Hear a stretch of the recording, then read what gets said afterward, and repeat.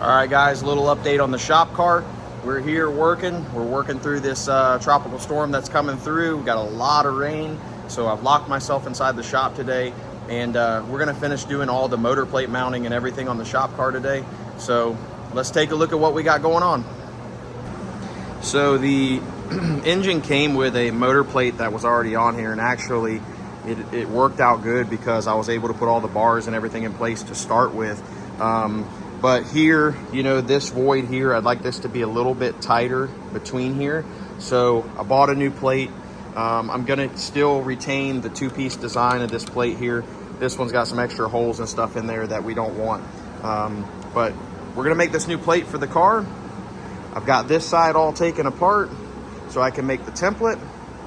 And we're gonna get this motor final mounted today. This is the plate that we've got here.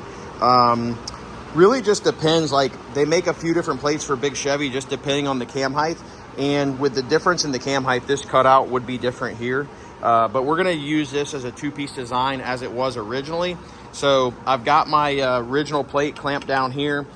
These holes, you just want to line these up here, clamp this thing down. Doesn't have to be like two clamps and everything else. Like you're just gonna take and make a template around here. We're gonna trace some of the holes out here so that we can bolt the dry sump tank back on.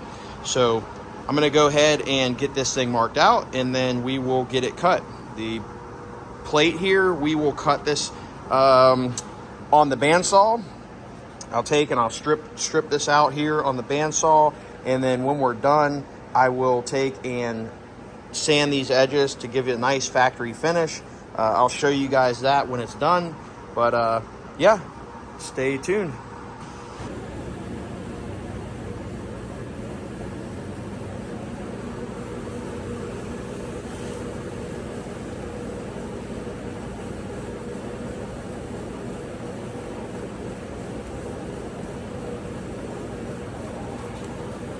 I will take when we're done, and I will erase this once I take this plate off here, and I will make this a smooth edge without that little notch because that doesn't need to be there for what we're doing. And I'll move this stuff over so we got more room. Got this marked out here. The black is our factory line. The green is what I'm adding. So I want to take and fix this up here. Just gonna take this here like this. Erase that off of there, so that we can connect our lines and make this one nice smooth cut here without that little jagged part. We got the marks here for the dry sump.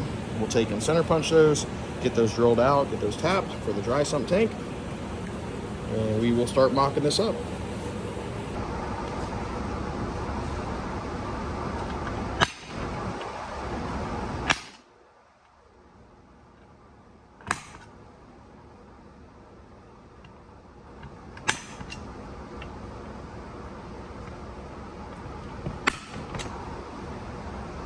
All right, so we got our plates mounted in here. Brand new plates that we cut these on the bandsaw. Then we come back and we give these a belt sand to get them flat. Come back over them with a flat disc to get a factory finish on the edge here. So we've got the motor plate mounts in place. Those are tied into the bars that go up to the strut. We've also got a pedestal mount here. Putting the motor in that also supports the motor mounts, takes up some of the load and the weight, also aids in helping put the engine back into the car. And the motor is mounted in the car. Here's another look at our motor mounts.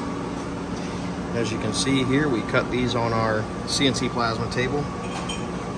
What we do is we make a template of these on a piece of cardboard and paint it black, scan it.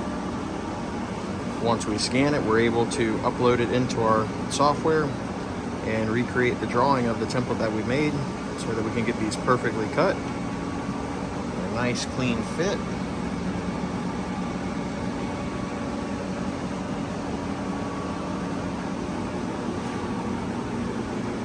All right, guys, that concludes us mounting the engine in this thing.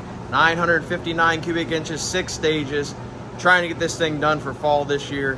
Thanks for watching. Drop a comment down in the comments. Let us know what you think. Talk to you guys later. See you in the next video.